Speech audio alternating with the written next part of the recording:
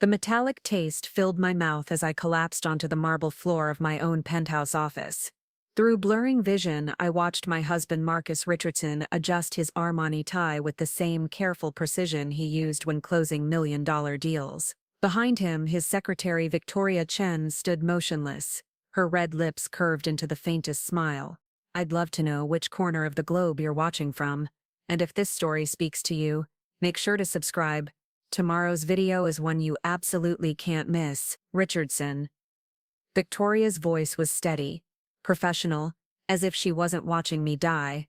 Perhaps it's time for new leadership. Marcus crouched beside me, his face a mask of false concern.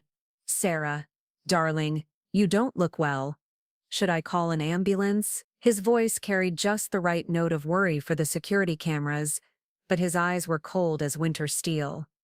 I tried to speak, to scream, to fight, but my body betrayed me.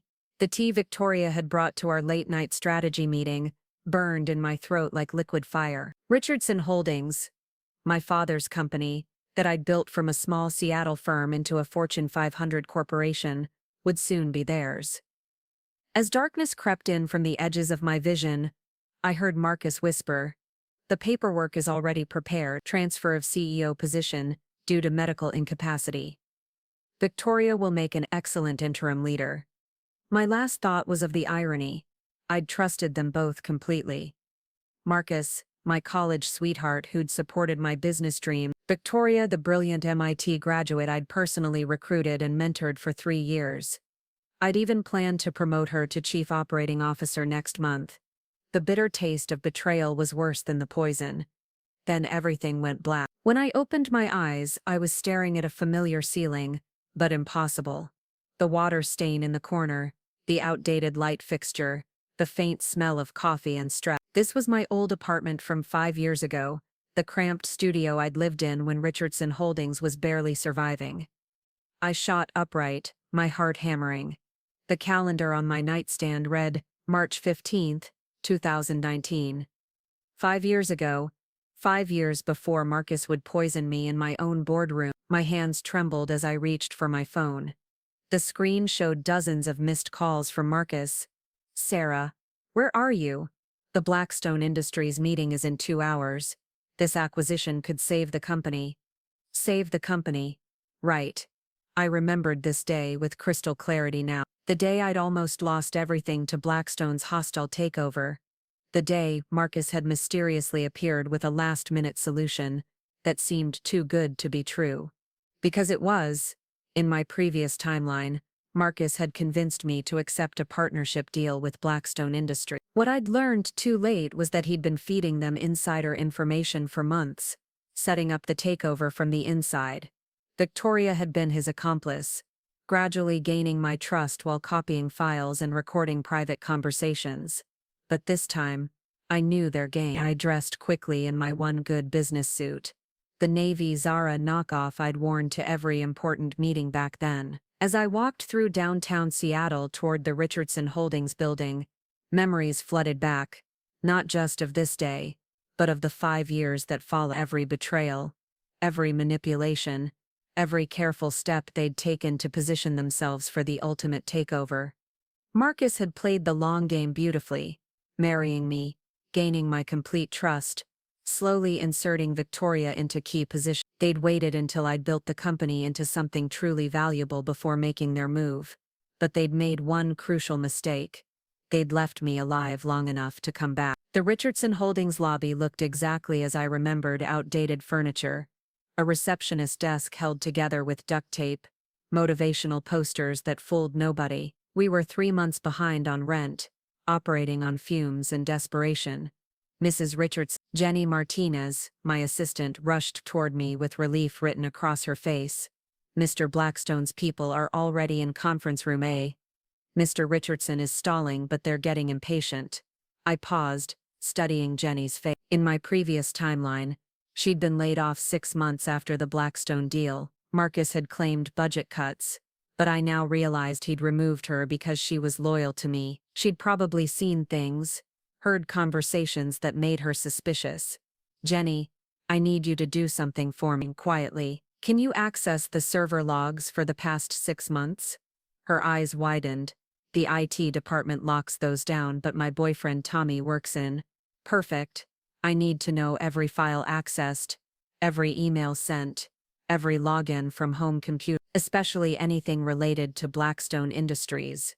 Mrs. Richardson, is everything okay? I looked at her earnest face, remembering how she'd cried when security escorted her out, how she'd called me repeatedly, trying to warn me about things she'd noticed. I'd been too busy, too trusting, too stupid to listen. Everything's about to be very okay, Jenny, but I need you to trust me.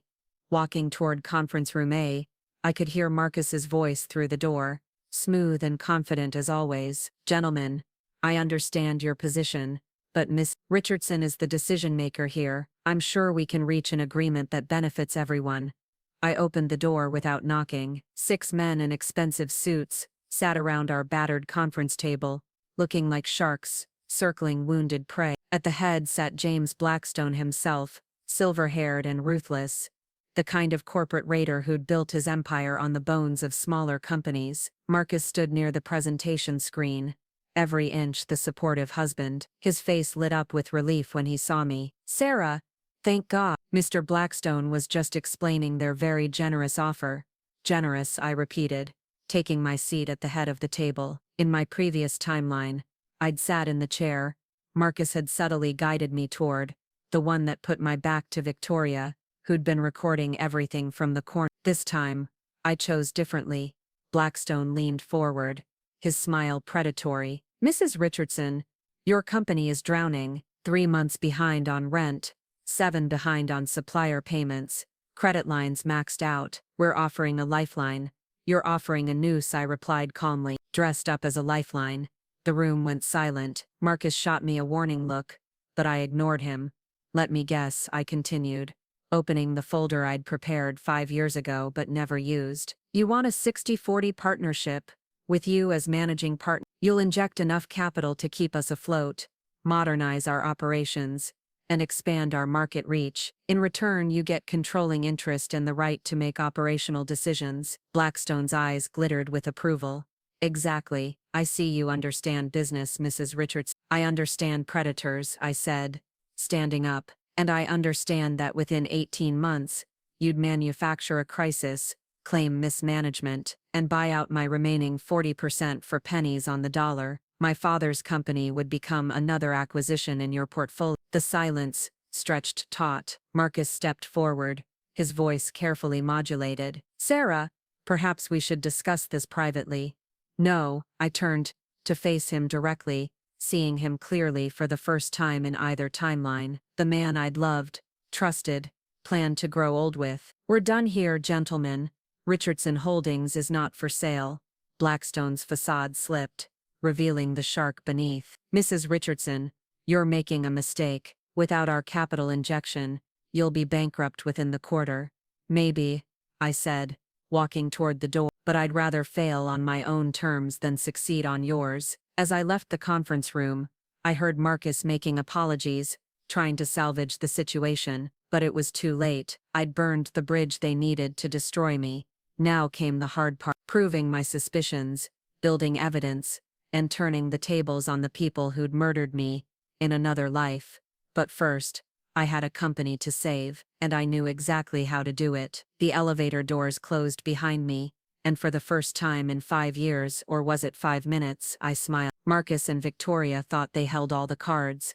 They had no idea I'd already seen their hand. 3 hours after walking out on Blackstone Industries, I sat in my apartment, staring at a legal pad, covered in names, dates, and connections. The advantage of living through betrayal once was knowing exactly how it had unfolded. The challenge was proving it without seeming insane. My phone buzzed constantly. Marcus, of course, 12 missed calls and counting. When it rang again, I finally answered.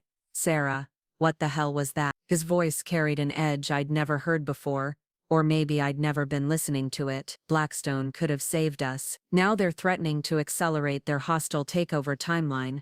Let them try, I said, making notes on my legal pad. We have assets they don't know about. A pause. What assets? In my previous timeline, I'd shared everything with Marcus, every strategy, every contact, every backup plan. This time would be different. I'll handle it, I said. Trust me. A lot of love and effort went into bringing this story to life. If you're enjoying it, we'd be so grateful if you'd subscribe to our channel. Now, back to where we left off. Another pause. Longer this time. Sarah, you're scaring me. This isn't like you. No, it wasn't. The old Sarah had been trusting, collaborative, eager to share credit and decisions. The new Sarah had been murdered by that philosophy. I need space to think, Marcus. Give me tonight. But the board meeting tomorrow. I'll be ready. I hung up before he could respond. The truth was, I'd completely forgotten about the emergency board meeting. In my original timeline, that meeting had been a disaster. The board members, already spooked by our financial troubles, had voted to explore the Blackstone deal despite my reservations. Marcus had seemed as surprised as I was, but now I realized he'd orchestrated the whole thing. I opened my laptop and began typing emails. Not to board members, they'd already been compromised. Instead, I reached out to contacts I'd overlooked the first time around. The first email went to David Kim, a venture capitalist I'd met at a tech conference but never followed up with.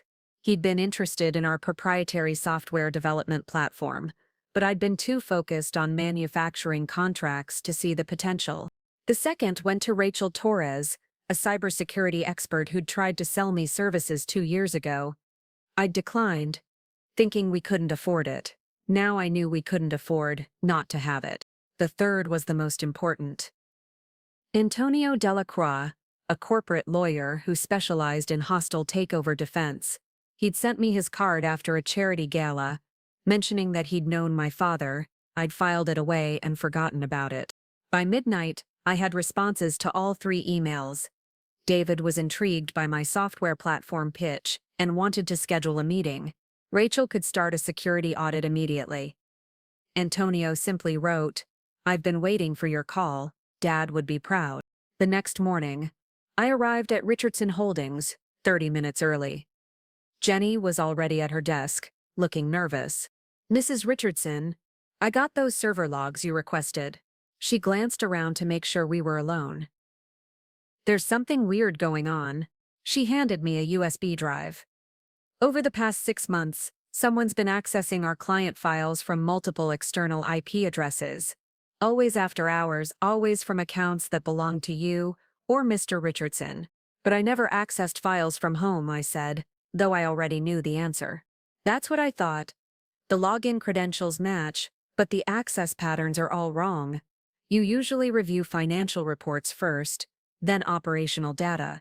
These sessions went straight for client contracts, pricing information, and strategic plans." My blood chilled. In my previous timeline, Victoria had somehow gotten access to Marcus's credentials. She'd been feeding Blackstone our inside information for months before they made their official approach. "Jenny, I need you to change all administrative passwords immediately. Don't tell anyone, including Mr. Richardson." Her eyes widened. "Ma'am, are you saying—" "I'm saying we have a security breach. Until we know more, we treat everyone as a potential threat." The board meeting started at 10. I walked into the conference room to find our 6 board members already seated, their faces grim. Marcus sat at the far end, Victoria beside him with her ever-present tablet and that same professional smile. "Ladies and gentlemen," I began, taking my position at the head of the table. "I know yesterday's meeting with Blackstone was unexpected. I want to address your concerns directly." Board member Helen Walker, a 60-year-old former bank executive, leaned forward. "Sarah, we're hemorrhaging money. Our accounts payable are backed up for months. If we don't accept some form of capital injection—" "We won't need one," I interrupted. "I've secured a meeting with Peninsula Ventures tomorrow. They're interested in licensing our software platform for $20 million upfront, plus royalties." The room erupted. Marcus's face went pale. "Sarah, Peninsula Ventures? When did—" "Yesterday afternoon," I lied smoothly. "David Kim wants to schedule due diligence next week." It wasn't entirely a lie. David was interested, though we hadn't discussed specific numbers yet. but I needed to buy time and throw Marcus off balance. Victoria spoke for the first time. Mrs. Richardson, shouldn't we review the terms before announcing to the board? I'd be happy to coordinate with their legal team. That won't be necessary, I said, watching her reaction carefully. I've retained Antonio Delacroix to handle negotiations. The name hit like a bomb. Helen Walker's eyebrows shot up. Delacroix? He's one of the top M&A attorneys on the West Coast. How did we afford? He's working on contingency, I said. Plus, he knew my father. Marcus cleared his throat. Sarah, perhaps we should discuss this privately before. No. I stood up, commanding the room. Here's what's going to happen. Peninsula Ventures will perform their due diligence over the next 2 weeks. During that time, we're implementing enhanced security protocols. All external access is suspended. All passwords are being reset, and we're conducting a full audit of our systems. Sarah, Marcus's voice carried a warning note. Don't you think you're being a bit paranoid? I looked directly at him.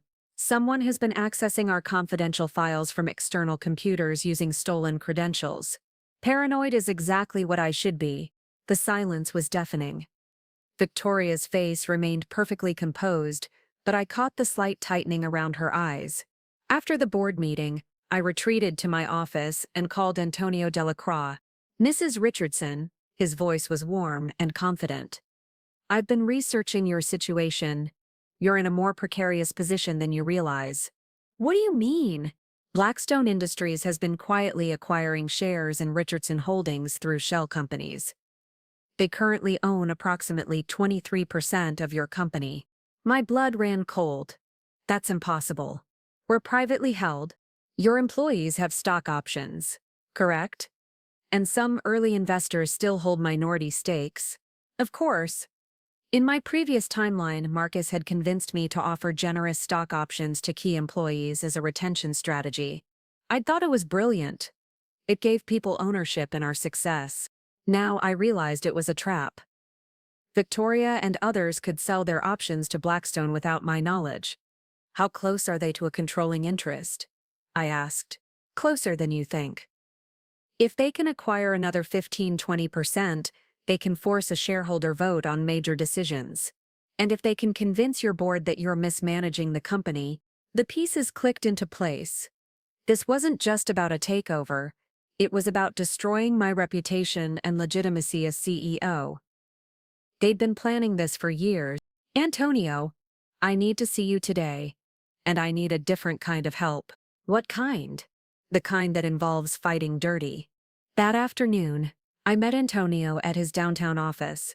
At 60, he had silver hair and sharp eyes that missed nothing. His office walls were covered with newspaper clippings, hostile takeovers he'd defeated, corporate raiders he'd sent packing. Your father was a good man, he said, pouring coffee. He built that company with integrity. I won't let vultures pick it apart. I handed him the USB drive Jenny had given me. This contains evidence of unauthorized access to our systems. I believe my husband and his secretary have been feeding information to Blackstone Industries. Antonio plugged in the drive and began reviewing the data. His expression grew darker with each page. This is a conspiracy to commit corporate espionage, he said finally. But proving intent will be challenging. We need more evidence. What kind of evidence? He leaned back in his chair. Communication records, financial transfers, documentation showing coordination between your husband, the secretary, and Blackstone. How do we get that without tipping them off? Antonio smiled. And for the first time I saw the shark beneath his professional demeanor. My dear, you're thinking like someone who plays by the rules. They certainly aren't. Over the next hour, he outlined a strategy that was both brilliant and ruthless. We would feed them false information and track where it went. We would monitor their communications. We would build an airtight case for corporate espionage while simultaneously positioning Richardson Holdings for the Peninsula Ventures deal. There's one more thing, Antonio said as I prepared to leave. If we're right about this conspiracy, your life could be in danger. These people have too much at stake to let you interfere. I thought about the metallic taste of poison. the feeling of betrayal as my own husband watched me die. Let them try, I said. This time I'll be ready. As I drove back to Richardson Holdings, my phone rang. Marcus. Sarah, we need to talk. Tonight, just the two of us. The old Sarah would have said yes immediately, eager to smooth things over and find compromise. The new Sarah had been murdered by that eagerness. Sorry, I said. I have plans. For the first time in either timeline, I hung up on my husband. The war had begun. The Peninsula Ventures meeting took place in their glass tower, overlooking Elliott Bay. David, Kim, despite being only 35, commanded the sleek conference room with the confidence of someone who'd built billion-dollar companies from ideas scrawled on napkins.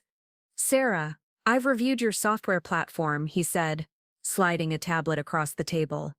Your inventory management system could revolutionize mid-size manufacturing. But I need to understand something. Why come to us now? Your company's in financial distress. I'd prepared for this question.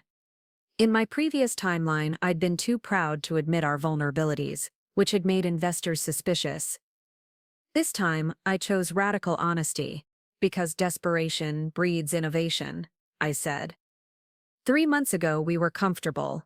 Our software worked, our clients were satisfied, and we had no reason to push boundaries. Now we're fighting for survival, and that's forced us to see possibilities we'd been ignoring. David leaned forward. What kind of possibilities? I opened my laptop and launched a presentation I'd worked on. Until 3 a.m. Our current platform manages inventory for 12 manufacturing companies, but the underlying architecture could handle logistics for any industry: retail, healthcare, agriculture. We've been thinking too small. For the next hour, I walked him through a vision I'd never articulated before, even to myself. Richardson Holdings wasn't just a software company, it was the foundation for a comprehensive business management ecosystem. The licensing deal we discussed is just phase 1, I continued. Phase 2 would be developing industry-specific modules. Phase 3 would be creating a marketplace where businesses share real-time supply chain data. David's eyes lit up. You're talking about a data revolution. Transparency across entire industries. Exactly. And we already have the infrastructure. We just need capital to scale. By the end of the meeting, we had a term sheet. Not for 20 million, for 50 million. 30 million upfront for licensing rights. 20 million in development funding over 18 months. David walked me to the elevator. Sarah, I've been in this business for 12 years. I can usually spot the companies that are going to make it. You have something special here. What's that? Vision coupled with desperation. It's the most dangerous combination in business. As the elevator descended, I felt a satisfaction I'd never experienced in my original timeline. I wasn't just saving Richardson Holdings. I was transforming it into something bigger than my father had ever imagined. My phone buzzed with a text from Antonio Delacroix. Package delivered. Review AS. The package was a comprehensive background check on Victoria Chen that painted a very different picture than her polished resume suggested. Before joining Richardson Holdings, she'd worked for Meridian Consulting, a firm that specialized in competitive intelligence. Her previous employer had been investigated twice for corporate espionage, though charges were never filed. More interesting was her financial history. Despite earning a modest salary at Richardson Holdings, she'd made several large cash deposits over the past year. The timing aligned perfectly with Blackstone's increasing interest in our company. I drove to Rachel Torres's cybersecurity office in the Fremont district. Rachel was a compact woman with purple-streaked hair and fingers that moved across keyboards like a pianist across keys. Your network security is worse than I thought, she said without preamble.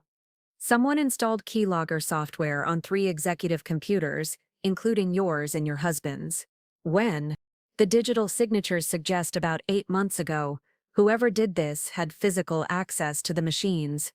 8 months ago, Victoria had volunteered to coordinate our office technology upgrade. She'd personally handled the installation of new software on all executive computers.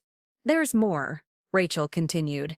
The The keylogger data was being transmitted to an encrypted server in the Cayman Islands. I managed to trace the hosting payments to a shell company called Vertex Holdings.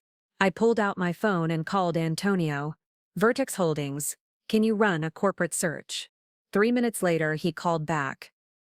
Vertex Holdings is owned by Blackstone Industries, incorporated 6 months ago. The puzzle pieces were falling into place. Blackstone hadn't just been buying our stock options, they'd been stealing our data for months, using Victoria as their inside source, but I needed proof that would hold up in court. Rachel, can you help me set a trap? Her eyes gleamed. What kind of trap? The kind where we feed them false information and see where it goes. That evening, I called an all-hands meeting at Richardson Holdings. Every employee gathered in our largest conference room, including Marcus and Victoria. I stood at the front, holding the Peninsula Ventures term sheet. I have an announcement, I began.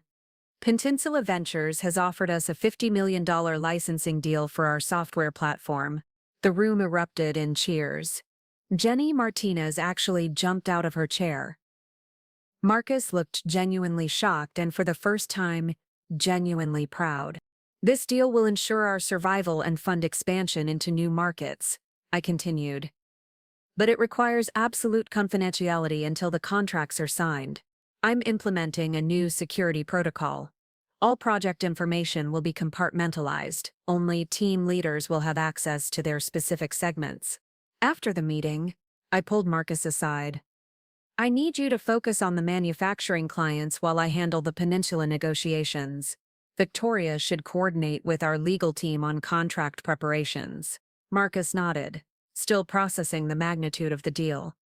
Sarah, this is incredible.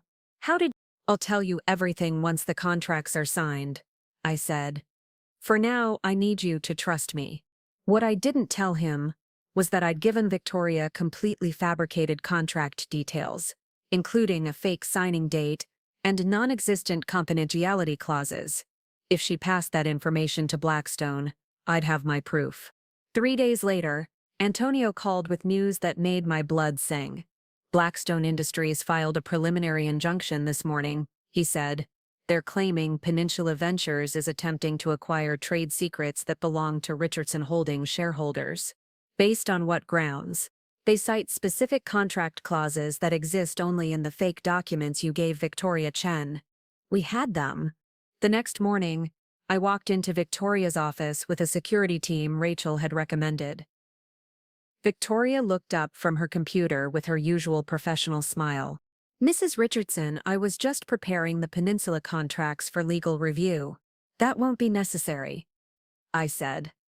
Victoria Chen, you're terminated for corporate espionage, breach of fiduciary duty, and conspiracy to commit fraud. Her composure cracked for just a moment, long enough for me to see the real person beneath the professional facade, cold, calculating, utterly without remorse. You can't prove anything, she said. I placed a folder on her desk, keylogger software on executive computers, unauthorized transmission of confidential data to Cayman Islands, servers owned by Blackstone Industries, financial records showing payments from Vertex Holdings to your personal accounts. Victoria's face went white.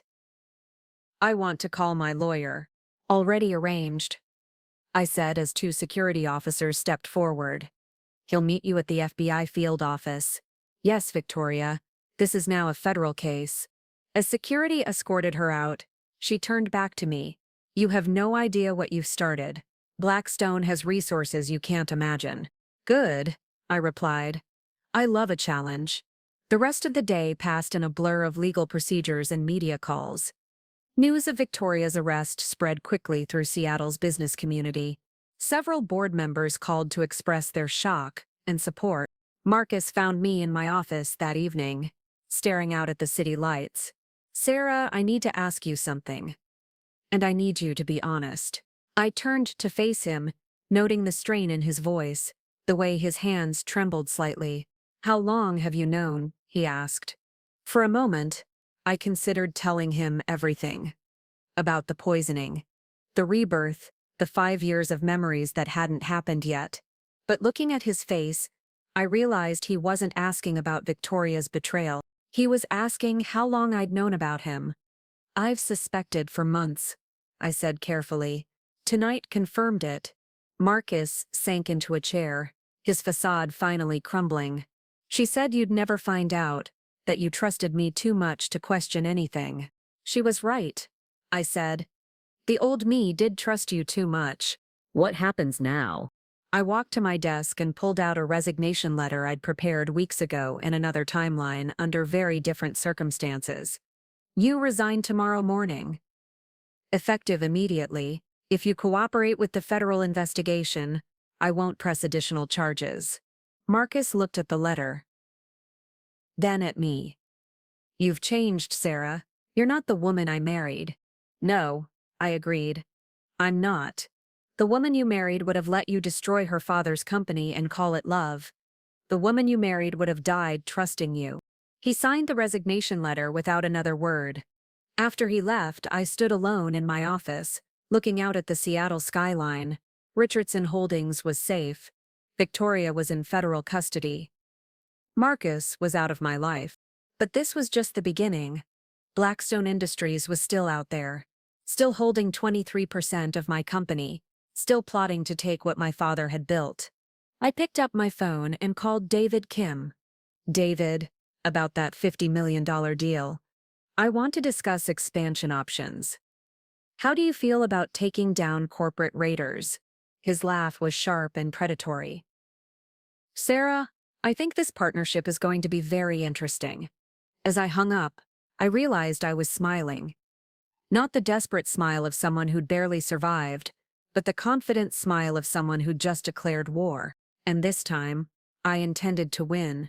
The federal courthouse steps were swarming with reporters when James Blackstone emerged from his arraignment hearing.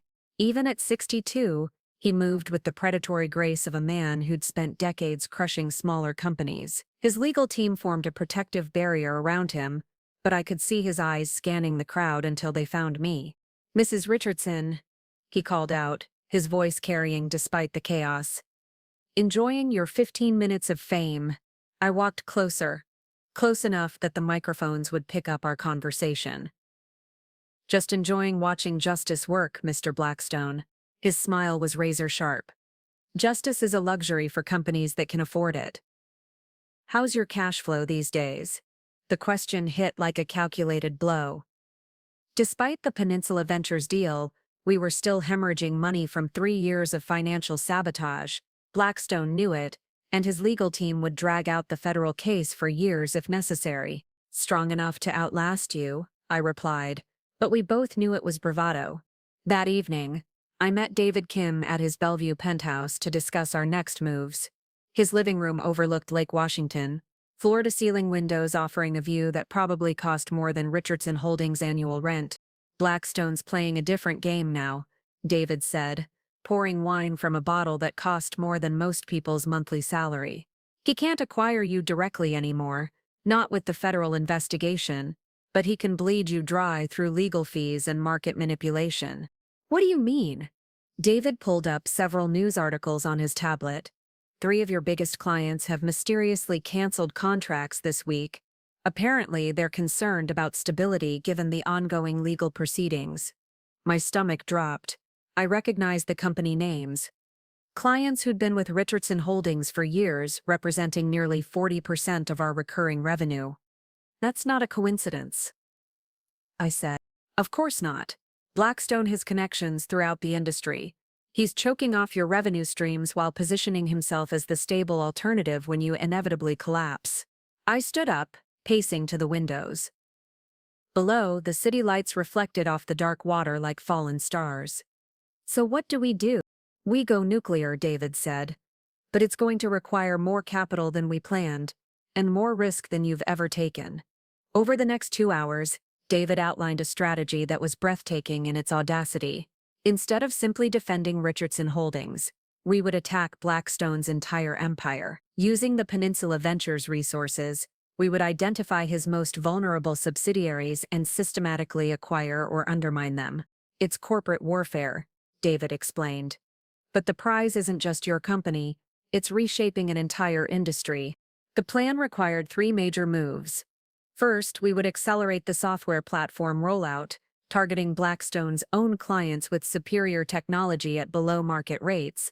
Second, we would acquire two of his struggling subsidiaries that were hemorrhaging cash. Third, we would expose a pattern of corporate espionage that went far beyond Victoria Chen.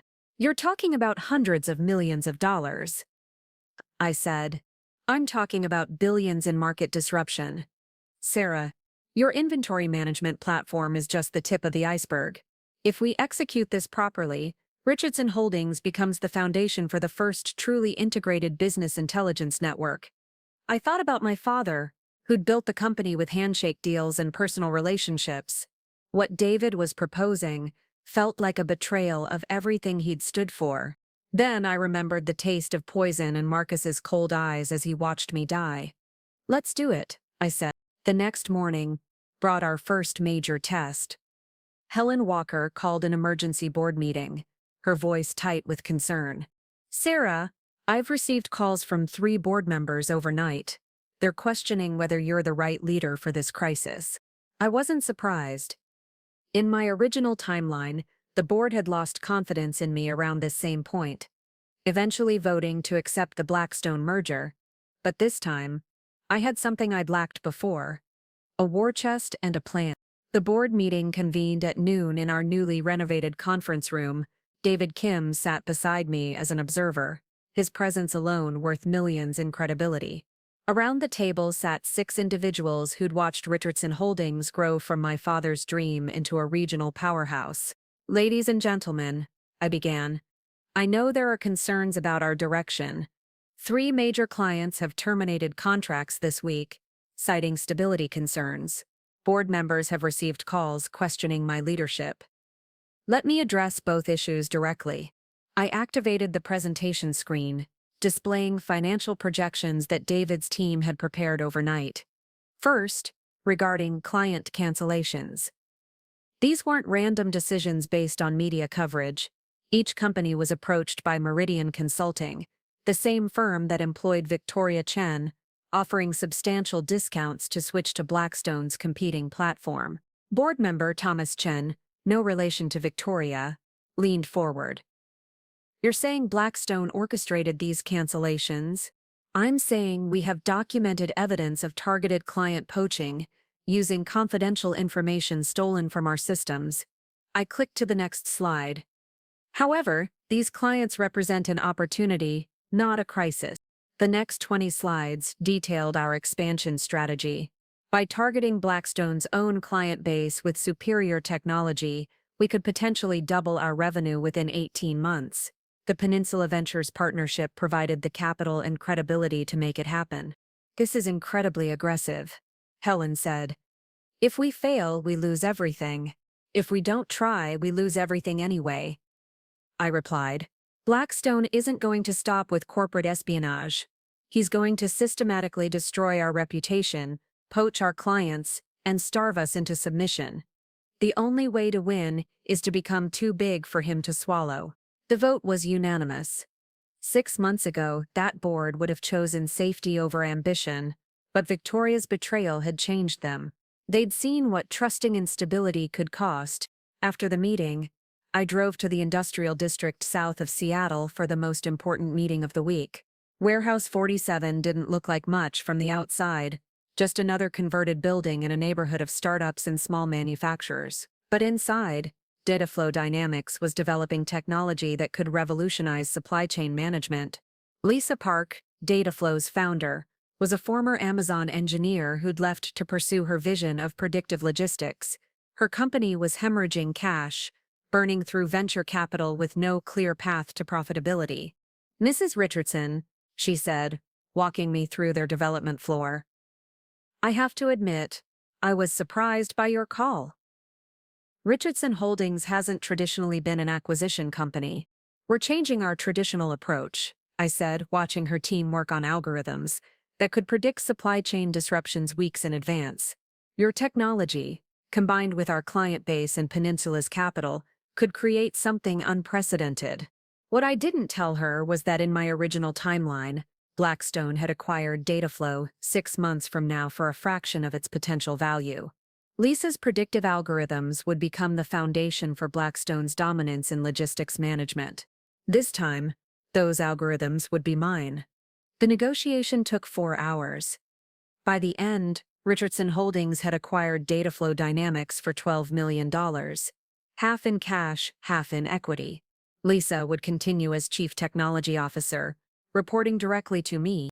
"There's one more thing," I said as we shook hands. "I need you to run a complete analysis on Blackstone Industries' supply chain vulnerabilities." Lisa's eyes widened. "You're going after Blackstone directly?" "I'm going to demonstrate that his empire is built on inefficiencies and exploitation. Your algorithms are going to help me prove it." That evening, I sat in my apartment reviewing the day's victories. Dataflow acquired, board, fully committed. Peninsula partnership, accelerating ahead of schedule. My phone rang. Unknown number, but I recognized the voice immediately. "You're making a mistake, Sarah." Marcus's voice was strained, desperate. "Blackstone isn't just a corporate raider. He has connections you can't imagine. Political connections, regulatory connections. If you keep pushing, you're going to destroy more than just your company." "Where are you calling from?" I asked. A pause. "That doesn't matter. What matters is that you're in over your head. Drop the federal case. Sell to Blackstone, take whatever deal he offers, and walk away." "Or what?" Another pause, longer this time. "Or he'll destroy everything you care about. Your employees, your father's legacy, everyone who's supporting you now. He's not just trying to acquire Richardson Holdings anymore. Sarah, he's trying to make an example of you." The line went dead. I sat in the darkness for a long time, thinking about Marcus's warning. In my original timeline, I'd never pushed back hard enough to warrant threats. I'd been a manageable problem, easily solved with poison and a forged suicide note. This time was different. This time I was becoming dangerous. I picked up my phone and called Antonio Delacroix. "Antonio, I need to ask you something. If someone wanted to make me disappear permanently, how would they do it?" His voice was sharp with concern. "Sarah, have you received threats?" "Not directly, but I think the stakes just got higher." "Then we accelerate everything. The acquisition strategy, the federal case, the media campaign. The best defense against someone who wants to silence you is becoming too visible to kill quietly." After I hung up, I walked to my window and looked out at the Seattle skyline. Somewhere out there, James Blackstone was planning his next move. He'd already tried financial warfare and legal manipulation. Now he was moving into darker territory. But he'd made one crucial miscalculation. He was still thinking of me as the woman Marcus had married, trusting, naive, easy to manipulate. He had no idea he was fighting someone who'd already been murdered once. And this time I intended to kill him first. Metaphorically speaking, of course. I smiled at my reflection in the window. Tomorrow the real war will begin. 2 years later, I stood in the executive boardroom of the newly constructed Richardson Global Headquarters, watching through floor-to-ceiling windows as the Seattle skyline stretched toward the horizon. The building rose 42 stories above downtown, its sleek glass facade reflecting the morning sun like a beacon of technological innovation. "The final numbers are in," David Kim announced to the assembled board, his voice carrying a satisfaction that came from achieving the impossible. Richardson Global's market capitalization hit $58 billion this morning. We're officially the third largest business intelligence company in the world. Applause filled the room. Around the table sat faces both familiar and new.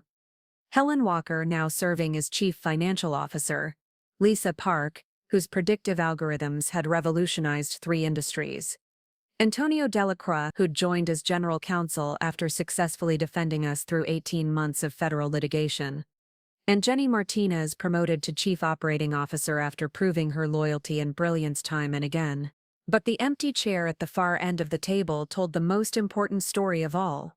James Blackstone Industries had filed for Chapter 11 bankruptcy 6 months ago, their empire crumbling under the weight of systematic corporate exposure and targeted acquisition campaigns. The federal investigation had uncovered a network of corporate espionage spanning dozens of companies across multiple industries.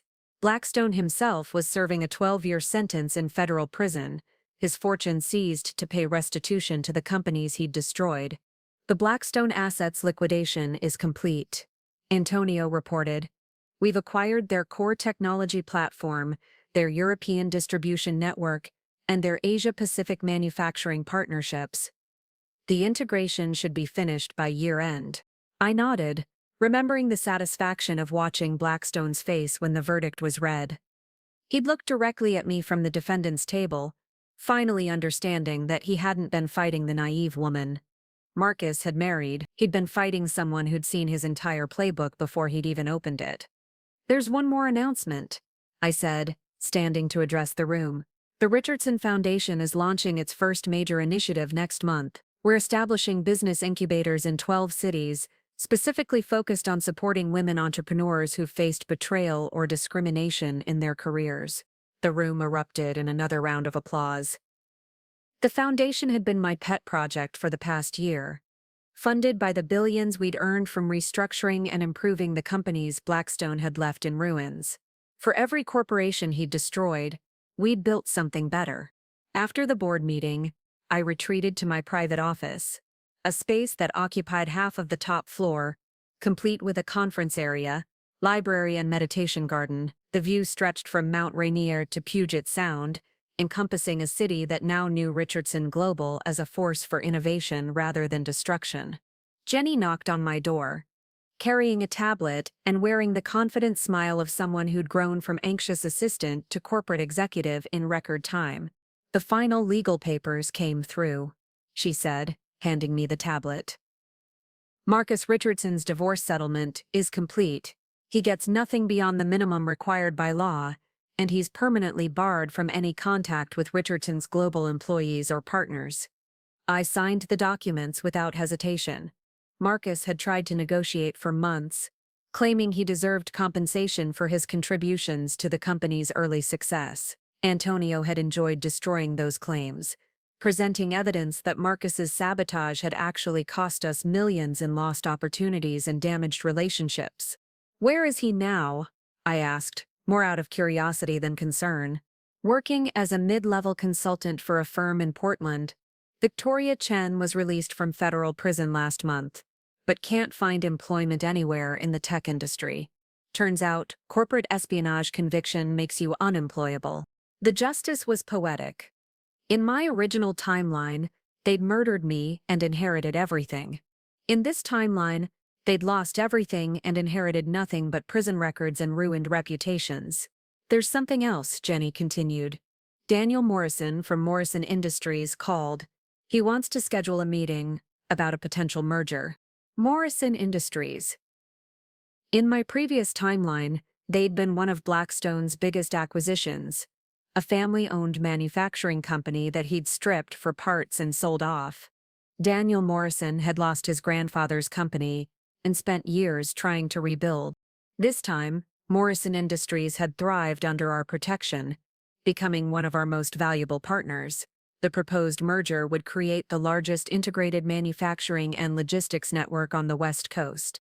"Schedule it for next week," I said, "and invite Lisa to join us. Her algorithms could optimize their entire production chain." As Jenny left, I turned back to the windows, thinking about the path that had brought me here. In my original timeline, I'd died trusting and naive, poisoned by the man I'd loved and the woman I'd mentored. I'd been buried with my father's company still struggling, my dreams unrealized, my potential wasted. This timeline told a different story. My phone buzzed with a text from David Kim. "Forbes interview confirmed for Thursday." Cover story: the Phoenix CEO who rebuilt an industry. "Congratulations, Sarah. Your father would be proud." The mention of my father brought tears to my eyes. I walked to the bookshelf where I kept his photograph, the last picture taken before his death, showing him in this very office when it was just 3 rooms above a downtown deli. He'd dreamed of building something lasting, something that would help other businesses succeed. Richardson Global had exceeded even his wildest ambitions. We employed over 15,000 people across 6 countries. Our technology platform helped manage supply chains for companies ranging from local startups to Fortune 100 corporations. The foundation was providing capital and mentorship to hundreds of women entrepreneurs who'd been written off by traditional investors. But perhaps most importantly, we'd become a symbol of what was possible when predators were held accountable. The intercom buzzed. "Mrs. Richardson," my new assistant announced, "there's someone here to see you. Says it's personal." I frowned. My schedule was clear for the afternoon, and security was supposed to screen all visitors. "Send them up." 5 minutes later, my office door opened to reveal a face I hadn't seen in 2 years. Marcus looked older, worn down by legal battles and professional failure. His expensive suits had been replaced by off-the-rack clothing. His confident swagger replaced by the hesitant steps of someone who'd lost everything. "Hello, Sarah. You're not supposed to be here," I said calmly. "The restraining order is specific to business contact," he interrupted. "This is personal." I gestured to a chair, curious, despite myself. "You have 5 minutes." Marcus sat down heavily, looking around the office that represented everything he'd tried to steal. "I wanted to apologize for everything. The conspiracy, the betrayal, the lies. I know it doesn't matter now, but I needed you to hear it." "Why?" I asked. "Why did you do it?" He was quiet for a long moment, staring out at the view he'd once thought would be his. "Because I was weak. Because Victoria convinced me that you'd never be more than your father, content with a small regional company, afraid to take real risks. She painted a picture of what we could build together, the empire we could create. So you decided to murder me for it." Marcus flinched. "That was never the plan. The poison was supposed to make you sick enough to step down voluntarily.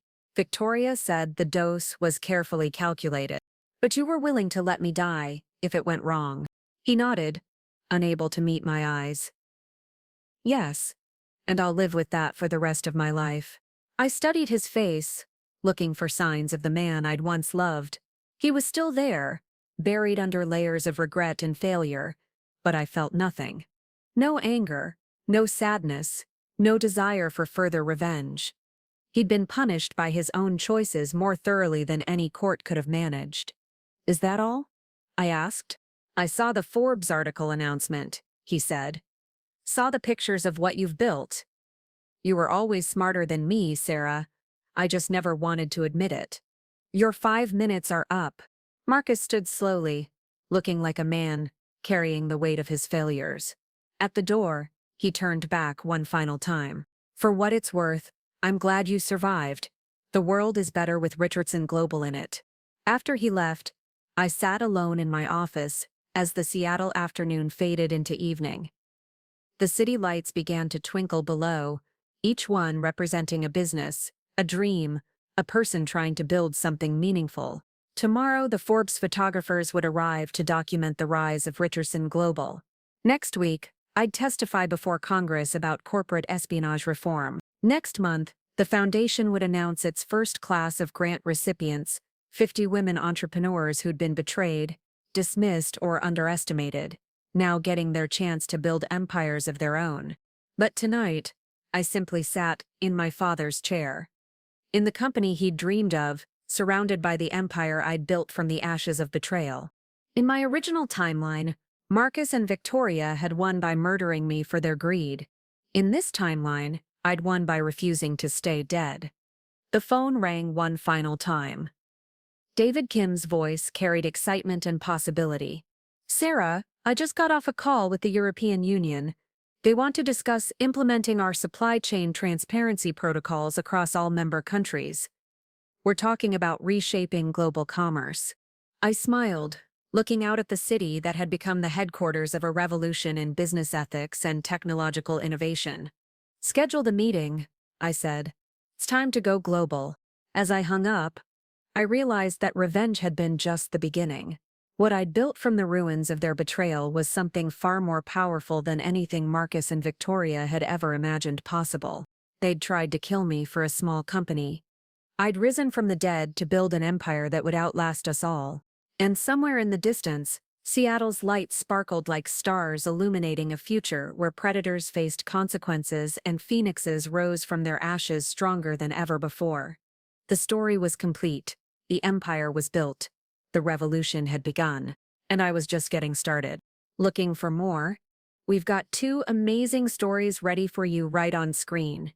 If this one touched you, these are absolutely worth your time. Click to watch them now. And hey, subscribe and hit that bell to never miss our latest uploads.